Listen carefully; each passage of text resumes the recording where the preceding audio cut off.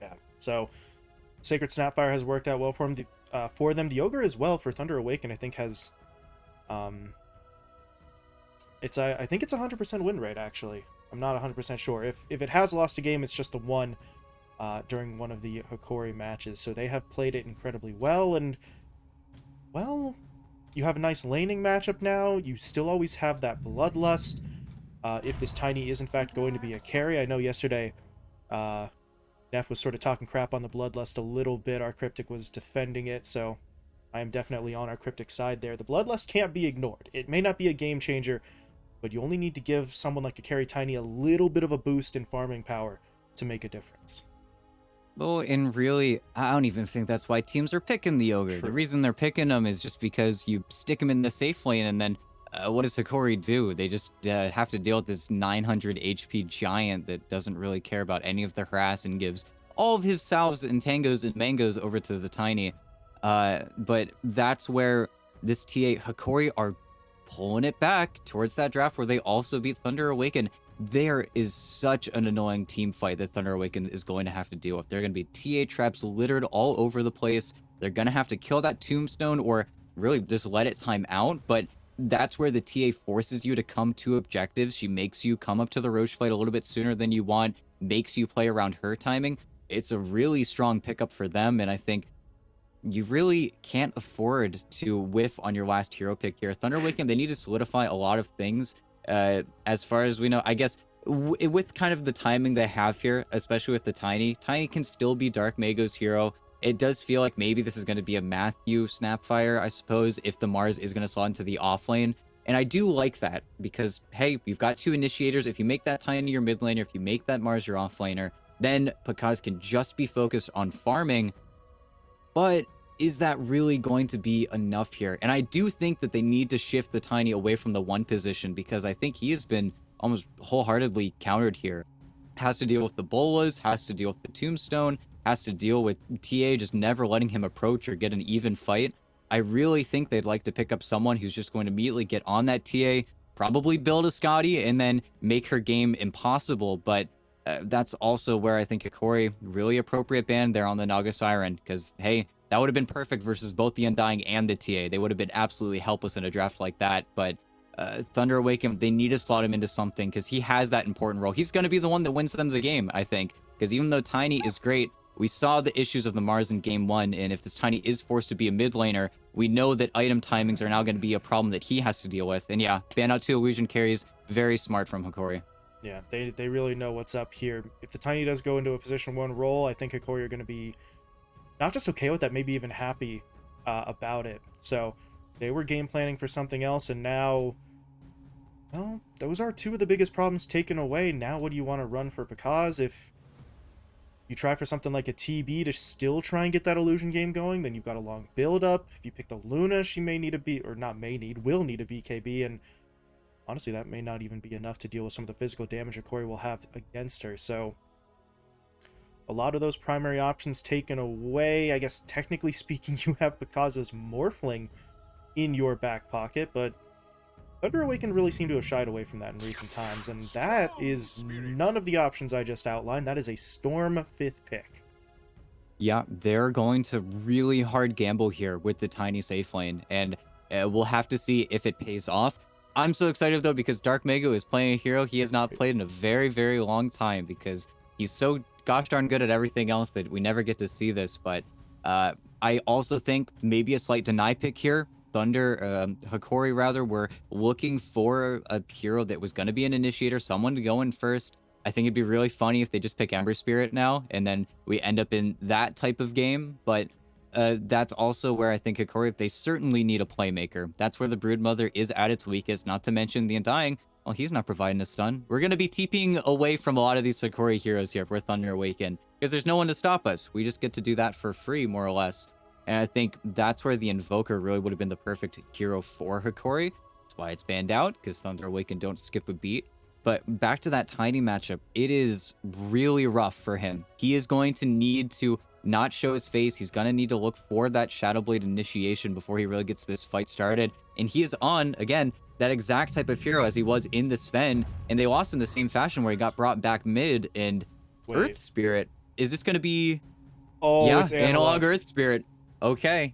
Well, let's go. This is gonna be Uh-oh.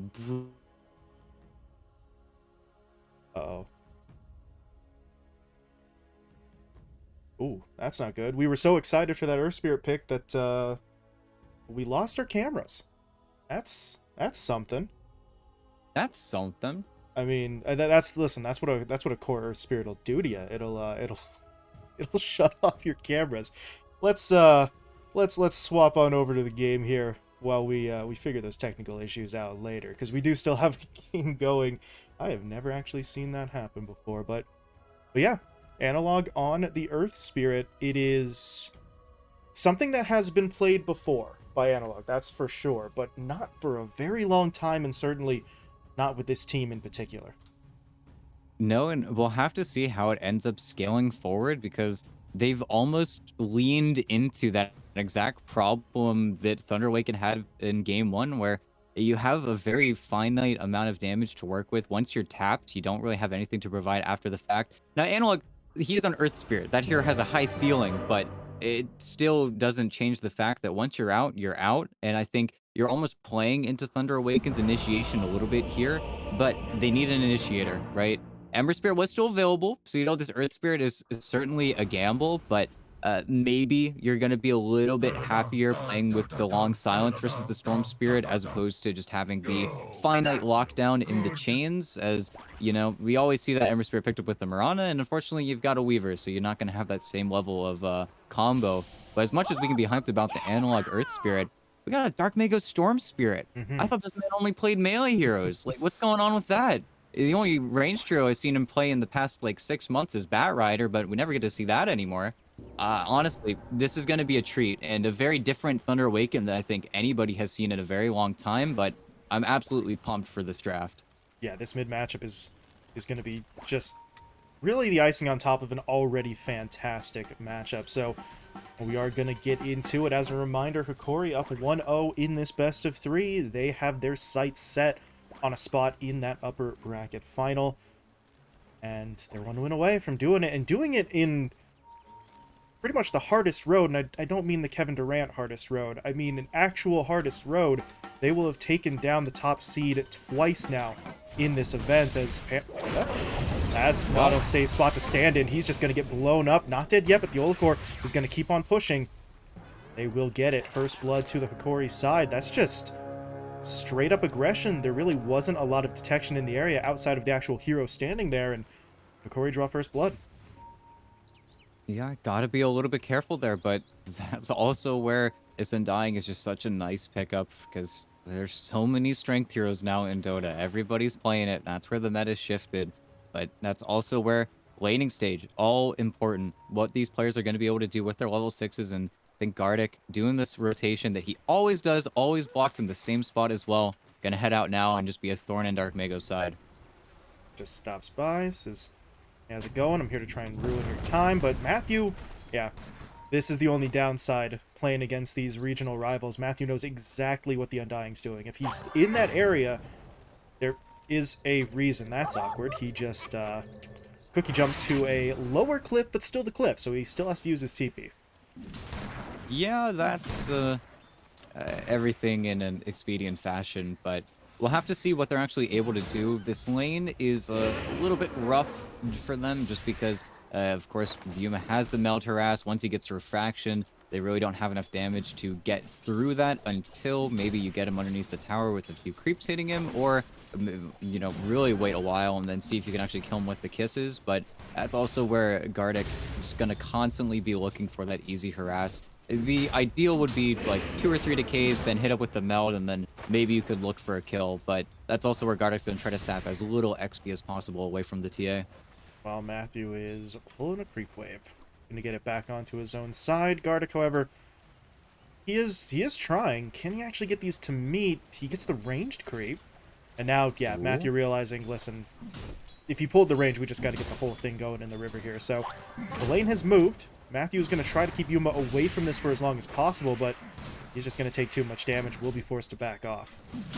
Maybe not. He's actually pushing forward. Yeah, this is, well, welcome to Dota. This is A very, very different beginning to a laning phase. Yuma's gonna be extremely happy though. He just has complete creep control, and Sacred's been forced to kill off the wave that was already pushing into him just because it lost the range first, and I think got Oh, body big blocked by the creeps, stun. but yeah, that's huge. Sacred, he's holding the spear just in case. The problem is Matthew really needs to be level 2 for them to try and go for that kill. If it's just the cookie, I'm not sure how much they're going to be able to pull off there. So, I mean, if you're Matthew, that was really just a you make this player, you die kind of scenario. So I think he's going to be more than happy with how it played out, but to be careful moving forward. No, it's certainly so. Let's take a look at that much hyped mid matchup here. Dark Mago so far out farming his opponents, but this is how this is going to be a little bit. The Storm has that sort of farming potential, whereas Analog on the Earth Spirit is maybe not quite as adept on that front. But see Analog, ooh, trying to get aggressive. He rolled a bit too far. This is where things get kind of awkward. Takes a tower shot or two. Dark Mago, I like this play, actually. He's not going to sort of overcommit there. He's just going to stay in the lane and make Analog take the longest route possible to get back in. Although, okay, Analog wants the fight. He gets the kickback under his own tower, so Dark Mago, well, he's going to have to fight his way out of this. Does he have the Vortex? Yes, he does. Pulling Analog in. Needs a little bit more damage for the kill, though. I don't think he's got it. He's got to be careful of that creep. He very nearly dies, and I said this was the matchup to watch. It is high-stakes stuff so far. Look at the TP, though, with the Olacor. He wants in, but his help is not needed. Analog with 2 points up in the kick has the damage. Oh my goodness. Nobody stops. Everybody is just trying to outperform their opponent here. And I was going to mention, Dark Mago actually went for the second point in the overload, just really looking for an early kill instead of what is typically just the 3-1-1 build to have that farming potential. But really, he wants to kill his opponent. He wants to Dark Mago them, if anything. But that is an unfortunate advantage to give away, because now Analog's going to be 6 before you. You need to be very careful if you're Dark Mago, and well, that's a nice nifty play there. Steals out the rune. And grab the bounty as well, so he's just going to really pop charges and keep on going. Nice Vortex in. The kick coming through as well. And no. Actually take the rune. There you go. Don't want to leave that behind. That's the whole reason you both came up here, but 50 move to sort of even things out a little bit. That regen will effectively reset, and with it resetting, Dark Mago's in the slightly stronger position, although Analog is in a position to really grab that second water rune as well. Yeah, and it's just him pushing the boots advantage. I think Analog had purchased a bracer instead, but yeah. Is he going to get That's out of a lot this? of damage. Nope. No. Wow. They don't have any lockdown in this lane. That's just a straight up sort of run at you. They got the slow from the bolas. That does count for something, but that should not really be enough to get in onto the Tiny, but because just isn't showing enough respect to the damage output, and he gets taken down. Yeah, I think that's the Orb of Corrosion timing, as well as just the creep wave being so close enough to the tower, and we always talk about that dire off lane just feeling a little bit easier to play. And really, worst case scenario, you also look over at Pandaboo, who was just max HP, max regen, just wasn't able to get really anything over to his teammate in time, nor was he able to tank any of the aggression from him. And it's a little bit of a risk you play with this Tiny. Once he hits level 6, he's fine, but 0 armor, it's always going to be a troubling start for him. Yeah, all he has to do is get a little bit too far forward, I suppose, and then that duo just starts hacking away at him. So, Hokori, 3-1 start in the lanes, looking pretty good through the first 5 or 6 minutes, but now this is where I think things get very interesting for this Hokori lineup, because your supports are not massive playmakers. They're not sort of inherent gankers, as Analog is going in onto Matthew, but this is the exact point I was going to make. The rotations need to come from the mid lane with this Earth Spirit, because your supports aren't really going to have too many tools at their disposal. They are moving now, but not as effectively as you might like, as Analog has to be very careful. Garda can't heal him up. He doesn't have the mana for a Soul Rip, as Matthew tries to get in there, but they're going to roll forward. They're leaning into the fight rather than backing off. Dark Mago is the one who needs to retreat. Yuma's even getting involved here, trying to make his way over. That forces Sacred to TP back in, try and get some bottle charges back into the Storm. This is a party now, as Analog, he's run into Matthew again, and gotta be careful. He tries to roll himself out, won't make it. The Cookie Stun now locks him down. Panda's even getting involved. Every single hero for Thunder Awaken made their way onto that side of the map, and they will get themselves a kill. Oh my goodness, it's a bloodbath, and this was how it was going to spell out. When they pick up the Earth Spirit, he can just make those plays so much sooner, but I think, really, Analog, the only mistake he made there was not confirming the kill onto the Snapfire, just had the raindrop already, so was really able to tank up a lot more damage than I thought he was ready to give out, but that is also just a very tight rope that both teams are playing on there, and I'm surprised because, I guess, only has 1 point, doesn't want to get involved too early, but oh, wow. Very close there. Core forces the TP back, but that is what they can play around if you're Thunder Awaken. You can always TP away from your opponents, at least at these early stages. Yeah, and then again, that sort of goes back to that previous point with the Hokori supports not really having a crazy amount of gank potential. If you're Theolacore, you win that battle, right? Forcing the Storm Spirit back to the base, but you have no cancel, and you probably never will throughout the entirety of this match, so they need Analog to make moves, and right on cue, he has solo smoked his way, but a kill onto Pakaz here would be pretty massive, and he's still not level 6 yet, so there's no point in that grow. He won't have that bonus armor to work with, and with Vitali here, they could get in onto him. There's going to be the roll, but he actually rolled into the Avalanche. That's a little bit awkward, but they're still going. They get the slow, they'll drop the Magnetize, but here comes the TP. Pakaz wants out, and he will get out. Again, the no stuns really sort of coming back to haunt them. Yeah, so someone's got to get a Yules eventually. We'll probably see it, hopefully, from Core instead of his usual Orchid buildup that he goes for, but it is going to feel very hard sometimes. But mid, hey, Okay. that's a free kill and a tombstone afterwards with Dark Mega's DD rune. It's a very nice play. They were looking for the TA top for a while there, but they just weren't able to find it. But actually, Sacred, does he TP out? I don't think he can survive this, though. He's going to try it, but nope, not how that works.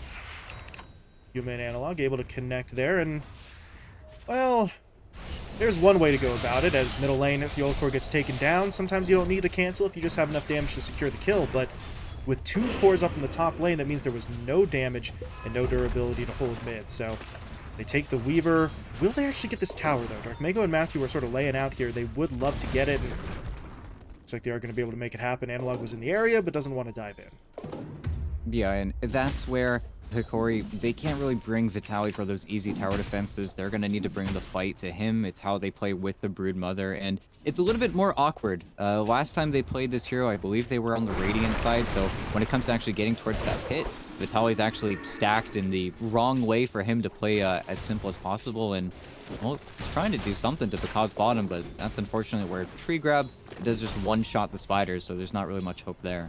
Yeah, able to clean those up. He takes a little bit of damage, but nothing that should really stick for too long. But Vitali just doesn't care.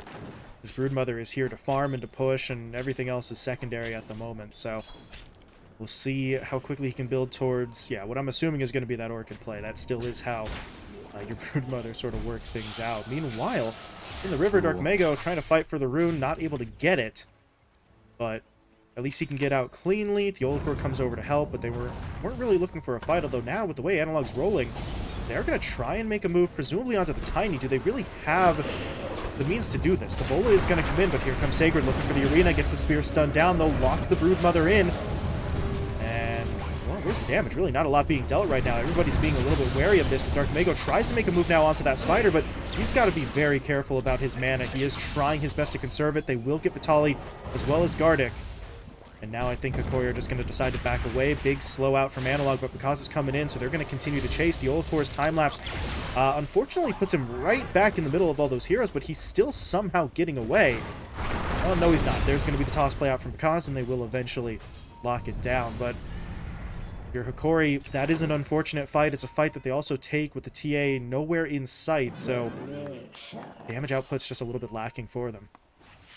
Yeah, I think they're just really all in on Analog carrying that damage with the Magnetize, but again, that's where you're playing versus strength heroes, you're playing versus a lot of that beef, and without you really able to have that quick, concise burst, you're going to see them struggle to finish off a lot of these kills until Yuma gets involved, and it's going to be for a while here. At the same time, that was so well played from Dark Mago. He only had 400 mana to work with there. He was really kind of running on empty already, and he only made, I want to say, 2 or 3 zips there, but it ended up being enough, and that's exactly what they needed to kind of stem the bleeding right now. Not to mention, they almost get a play for Sacred just immediately handed over to him, and I think that's where Sacred was really struggling to find his arena top, so well, gets the TP bottom, gets to find his arena there regardless. And I think now, looking towards his Blink Dagger timing, things are looking pretty all right for Thunder Awaken. This was also a lot of time where the Tiny was just able to refocus in. He's actually getting to farm his Ancient stack finally.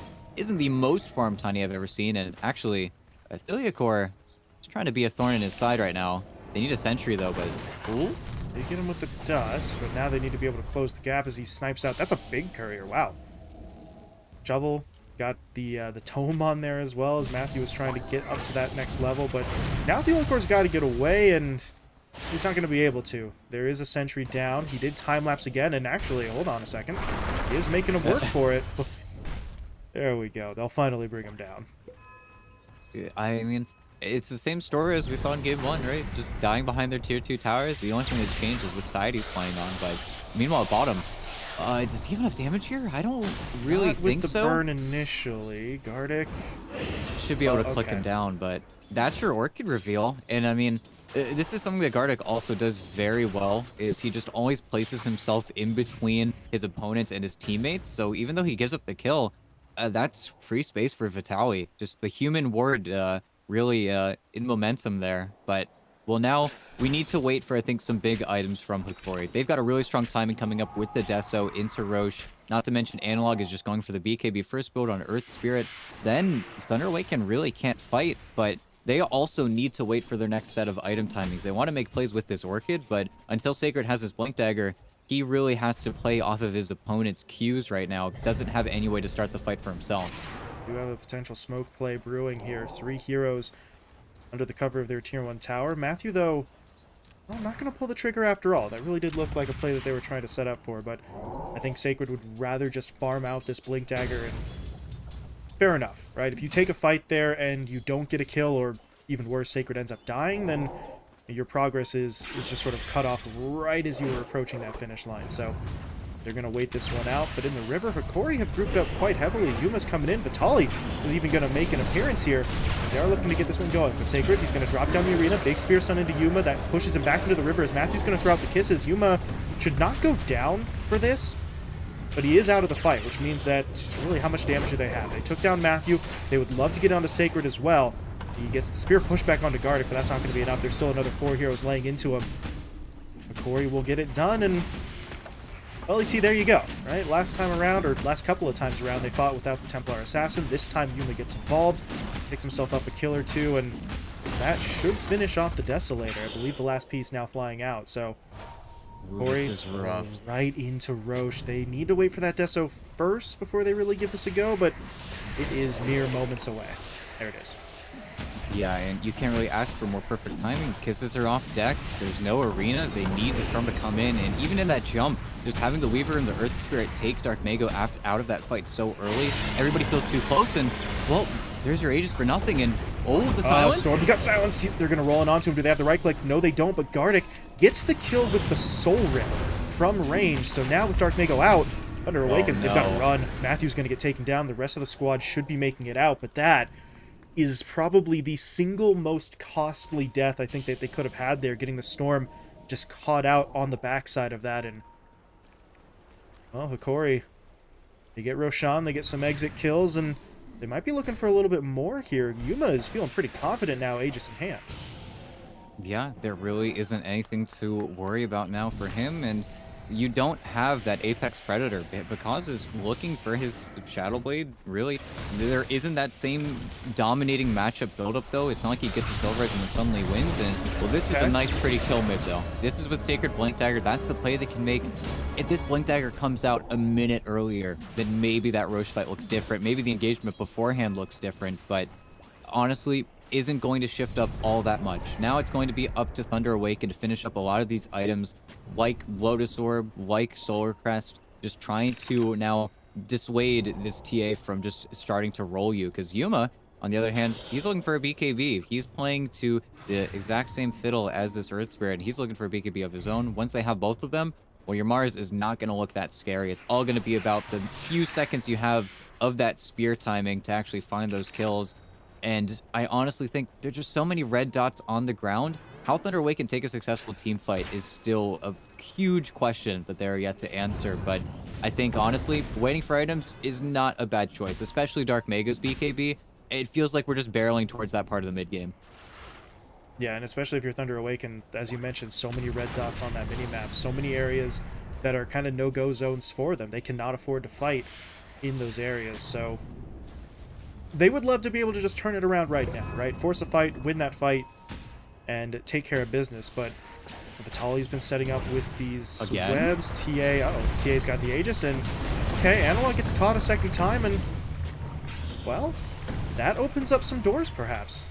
Now you don't have to be quite as wary of that big sort of roll-in magnetized play. A lot of the lockdown from Hokori no longer available. Yuma, though, still looking for a play here. Panda's the one getting hit up, but Sacred makes his move. There's going to be the Spear into the arena play. They get the silence down from the Orchid as well. A follow-up Orchid onto Dark Mega, however, is going to keep Yuma alive for a little while longer, but the Aegis will still pop, and at this stage, Hokori gotta be very careful about this fight. They're starting to lose more. Gartic's going to get taken down. Yuma just has to hold his ground, looking for the first kill. Will be able to get it, but now the Spear stun locks him down, pins him to the tree. Dark Mago zips in, goes for the Vortex. They get the cookie stun from Matthew, who bought back and TP'd in.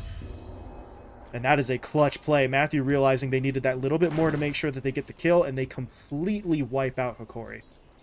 And with that buyback, everything feels clean now. It doesn't even feel like Thunder Awaken lost a hero. You just get this full reset, and Sacred barely getting caught up by Vitaly there, but that was with Hokori really holding their cards there. They didn't know about the Orchid, finished up on the Broodmother. Of course, they've picked off Analog at the beginning of the fight, but I think Analog, yet again, getting caught off first. He is your big team fight. He's the one who needs to be there for you to actually successfully take the fight, and he does just finish up his BKB now, but as we talk about with the first Aegis, depending on how you use it, that was Yuma's farm Aegis. That was his easy way to get onto BKB and then swap it out whenever the Aegis times, but now there is a new level of danger that Hokori have to deal with, and one that I don't think they were prepared to. They were ready to watch that fight bottom. They had so many traps, so many webs, but they kind of throw it away. They just threw their spells out way too early.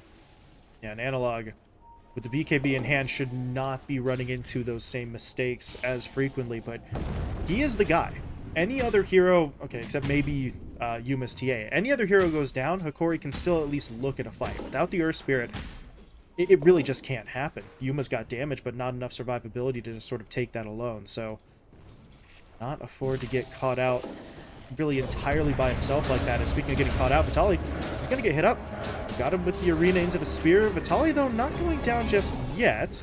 Does he have any reinforcements, though? As of right now, no. Reinforcements are coming, but they won't arrive in time. And now, Gartic, you are late to the party, and he's going to get taken down as well. Yeah, and everybody else has to run away. Both cores were making their way down there, but it feels like Hokori are splitting themselves a little bit too thin right now in an effort to finish off a lot of these items that they really were prepared to have in that bottom lane before. But that is a big set of kills to give away. That's pretty much all your control of the bottom jungle now cleaned out. So Thunder Awaken can definitely mount another defense here. I really think Hokori, they need to get their setup back again. They have the BKB finished on the TA, so Yuma isn't going to need to be concerned about getting caught there. But that's also with so much greed from Thunder Awaken. Matthew had the kisses. He could have dropped them at any point on the spider, but he just said, no, we don't need it. Sacred's going to have to work for it, but I'll just watch. Like, I definitely think that Hokori need to make a more active play here, and it has to come from Analog, because again, he's their playmaker. But that's for Panda. Well, there's your spoiled play, and he's trying to run away, and it looks like he's going to make it. Roll is off the mark. The silence is there. The slow will follow, but at this point, he's running towards help. There's going to be the kisses coming in. Picasso throws down the avalanche into the toss. Analog pops the BKB, but his health is already so low. He's got to get off the magnetize. He will be able to do so, but I don't... It did hit Picasso. He's able to apply it afterwards with the remnant, so they will get that kill. Sacred now taken down as well, and... Okay, but they salvage something, but now comes Dark Mago in for the kill onto Fiola Core. Yuma, I don't know how much further you want to go. Gartic is going to pop the ult, but...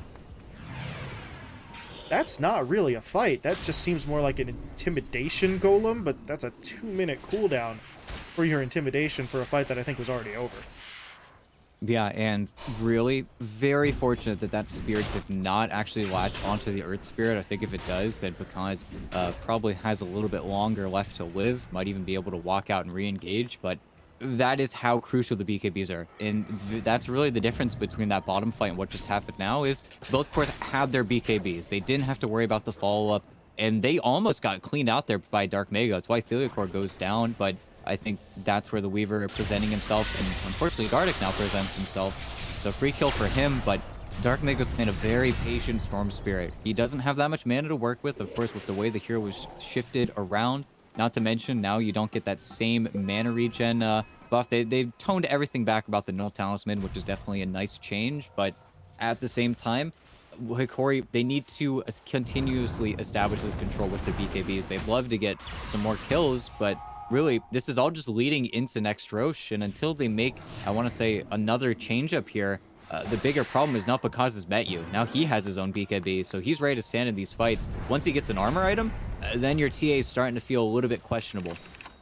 Yeah, if you can take away just the pure physical damage output that the TA is kind of going for right now, then Yuma, not going to be useless, but he's going to be so much less effective, especially considering you're not really seeing him build up any further damage. He's looking for the Blink Dagger right now on that TA, so the extra mobility will certainly be nice, but it's not going to help you break through that Tiny any faster. Sacred makes a move, but there's that Yule Scepter shutting it down. He can still get the spear. No, he can't. He's silenced up. Analog's going to roll in now, and the Mars is just going to get taken out. Sacred doesn't get any backup because the Storm got silenced on the high ground now. The Cookie has to be used just to get him back down. This is a defensive play, if nothing else. The Core, though, a little bit too far forward, but he's trying to buy time for his teammates. Analog rolls in, drops down the Magnetize. He should be able to get Matthew here, but unfortunately, Analog pops the BKB after he rolled into an Avalanche. If the BKB gets used preemptively, I think he can get a lot more heroes. There's Dark Mago going to go in. Kaz wants in as well. There's going to be the Avalanche down again. Vitali dropped low. Gardic tries to heal him up. Roll in from Analog. Not really connecting onto much as the BKBs on the Thunder Awaken side come out. And they will get the kill. Spider taken down as Vitali falls, and no rebuttal from the Hokori side. No, and they really can't. They have already used their BKBs. He tried to get the Avatos onto Yuma, but I think it was just barely not clean enough, as well as just so many spiders and the creep waves meeting made it almost impossible to get that sync. But Thunder Awaken are looking for the big plays here, and that was a huge rego. And again, more kills over onto Dark Mago. The Storm is just continuously finding these jumps that just seem to be working, and he's not getting punished for it. And I think that's where maybe you've made a little bit of a misstep here in your build-up coming in. And actually, okay, more kills. Theliacore's dead again, and Analog. Oh, nice that kick. was... Oh. Kick Sacred out of his way before rolling out. That's a heads-up move, but he only needs to make that move because they're a little out of position there. Analog was trying to follow up on Theolacore's maneuver, and instead, Theolacore dies, and Analog has to make that nifty play just to keep himself from getting caught out as well. And Dota just wants this game to keep going because that is a blisteringly fast Roche respawn. I think that is the fastest Roche timer you could possibly get. So we don't have any time for items. Everything is about the small plays, the small pickups you get. And look at Pakaz. He's looking for it. If he finds Gardic first, that'd be great. He's going to get popped on the tracker. He might have to use this BKB to get the kill, but does Gardic even get a spell off? BKB comes out. Gardic's not dead yet. The arena has to be used, but it's a defensive one. And look at Vitali. He's waiting, watching, looking to see, is there a way in? Yes, there is. Yuma now blinks forward as well. Sacred hit up. Haven't killed him yet, but they will be able to get it. That is an incredible amount of patience from the Hokori cores. Now it gets them into the pit. Buyback has to be used. Sacred realizing we can't let this go. We've got to contest it. But the problem is, he just uses arena defensively. He now doesn't have it for a fight around the pit. As Matthew gets caught out, he's taken down. And now they need something. Dark Mago zipping in, looking to follow up on the initial stun onto the Templar Assassin as Yuma is dropped low. Can they actually finish him off, though? Dark Mago has to fall back. Panda's going to fall. They don't have the damage. Where is Pakaz? He's not here yet. He's hanging out nearby, but nearby is not nearby enough in this instance. As Sacred still trying to sort of play spoiler, but this is getting rough. Pakaz has to go in. He's looking for Gardic. They will find that kill. But now, attention's on the Tiny. He's going to try to hold the BKB as long as he can. Meanwhile, Yuma goes back in to finish off Roshan, grabs the Aegis, and now they'll look to fight. But Pakaz held the BKB that whole time. He's going to be able to reset. The problem is Sacred not as fortunate, and he just fought back. If he goes down a second time, that is a massive reset onto him, as they will get the kill. But now Dark Mago makes his move. Healed up, zipped back in, looking for the kill onto Analog. Should be able to get it with the burn. I believe this fight may finally be coming to an end. No, maybe not. Dark Mago, he gets silenced up. He doesn't zip out in time. He's dead. That can't happen. Dark Mago's just got to clear out there once Pakaz is free, but he sticks around too long and does not show enough respect to that Orchid on Vitali. Oh my goodness, and they're not even done yet. They do have the kisses. They could get a free kill on Yuma here if they really look for it. He's got BKB in 5. Oh, Oh, Yuma says, no, no, no. oh no. You are not sneaking up on me. Get back here, he says. They want Matthew. Because is going to have to do something to help out. Panda's come into the area as well, but is this enough? Because still doesn't have BKB for about 15 seconds. I don't think they want to take this fight, as they will trade out supports, but now Panda, I think he might be going down as well. Because just has to get away. Does he have a TP? Yes, he does. And he's just going to find a spot in the tree line to go for it, as Panda will be taken down. But Because hasn't left yet. BKB is coming back up, but does he really, truly want to try this? It would be risky under the best of circumstances. Yeah, and I don't think he knows about the gem on Gardic as well, so if he's not careful, well, that could be the end of him, but what a messy game, what a messy fight so far, and actually, Picasso is doing the play. They're sticking around here. They want to get the Aegis, but this is a little bit weird. Dark Mago's going to give it a go. They got the silence on the Sacred, so he wasn't able to throw out that arena. He will go for it now. Yuma still dropping low. They'll finally take him down. And now they've got a few seconds while Yuma comes back in. They'll look for Gardic. They find that kill. Vitaly, though, still helping. Sacred, however, did get stunned, so Yuma is pinned to the tower. They are still taking this fight. Because has to activate the BKB. If he can get Vitaly, though, this is still a win for the Thunder Awaken side. As Hokori are the ones who have to back out. Yuma will TP away. Analog rolled out, and I think this 3-fight chain now has finally come to an end. Yeah, and because even though it felt like a risk and he could have been scouted at any time there, he actually finds his way onto Analog, nearly kills him, forces the BKB and him to play completely defensively. And I think that's where Thunder Awaken, even though some of these jumps aren't ending up in kills, they're getting these Hokori side heroes just so low before their BKBs actually go off that Gardic has to make a choice. Who's his best friend? Who actually gets the heal from the Soul Rip? And it forces you to have this HP pool that just isn't that healthy. And I think that's also where, even though we're trading out for Sacred, even though his BKB is really a pipe dream at this stage of the game, Pakaz has not died in a while here. The Tiny is finally starting to build up, and he's got the game-winning item. Once he has AC, he's going to have like 45 armor. The TA is not really going to be so scary. If they can continuously find the jump, that's also where you look at the Earth Spirit. He is still looking for a item, and that's a big move onto him if they can get this kill. Analog dropping low, and they should be able to finish it off. BKB comes out too late. Matthew traded out, but they're going to be happy with that trade. The question is, can they get everyone else away? Sacred going to get hit up by the Yule Scepter. Meanwhile, the root from Vitaly's actual Aghanim Scepter comes into play there, so they'll lock him down. But look at Pakaz coming in, dishing out the damage. Vitaly not able to last long, and Yuma, he either needs help or he needs to get out. Not sure which one he wants to go for just yet, but this is getting awkward. And Sacred, okay. I'm not sure if he knew or if it was just instinct, but they get the spear onto Yuma. That's going to break him out of his invis, and now the TA is dead. Oh my goodness. Yeah. Everybody tipped Sacred. There was no detection there. He just sort of, well, had the spidey senses. Oh my god, tingling as he hits it again. Gardic's the one who's caught now. Because, there we go. Just needs the vision to hit from the low ground. They will be able to find it. And Hokori, they are losing control of this one, ET. This is looking a lot like game one, around the same time, too, where this Tiny is just too big. Yeah, he is absolutely unstoppable. And okay, Hokori, they get to glyph this, but this is 62 seconds without a TA. And TA does have buyback here, but he needs this Daedalus. He has gone past the point because he's hit critical mass. There's really not much he could do here. And oh boy. Sacred was holding the bulwark. I think Thiliakor should have maybe gotten axed off there, but hey, you win a fight on your opponent's side of the map, and that was with the tier 2 standing that they got all the way through, and you were immediately raxed. That's why this hero is banned out by every NA team. This is why the buildup is stupid, and well, Pakaz is really making it work for everything and then some.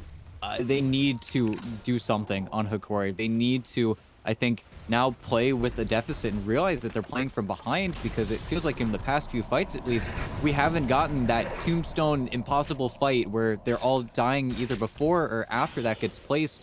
We're not seeing that area denial control, and now that you're playing without a lead, Thunder Awaken don't care if you have space to work with, because they're the ones taking it away from you. And I think now, how do we deal with this Tiny without a Timbersaw? It's really been the question of the tournament, and the answer has been, we'll ban Tiny, but I think both teams are really feeling the weight of this hero now.